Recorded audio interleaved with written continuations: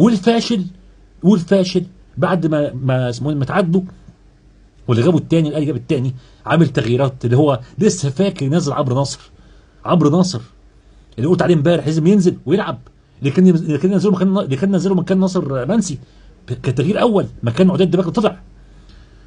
ده مدرب قسما بالله لازم يمشي بعد الماتش ده، ما يقعدش قسما بالله ما يقعدش، ده مدرب بيجرب فينا بيتعلم فينا.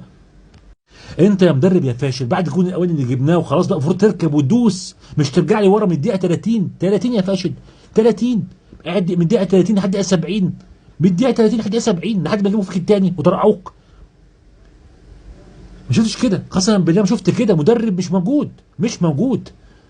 بصوا يا جماعه من الاخر عشان مش عاوز اتعصب اكتر من كده، عاوز تعرف الفرق النهارده بين لعيبه الاهلي والزمالك، شوف رده الفعل بتاعهم لما احنا جبنا الجون الاولاني. شوف هم عملوا ايه، شوف هم عملوا ايه، ولما هم جابوا التعادل شوف احنا عملنا ايه، وهم عملوا ايه، ولما هم جابوا جون الفوز شوف هم عملوا ايه واحنا عملنا ايه. ده الفرق النهارده بين لعيبه الاهلي ولعيبه الزمالك، انك لعبت برجوله ومعاك مدرب بره فاشل لا يفقه شيء في كره القدم. من الاخر السلام عليكم.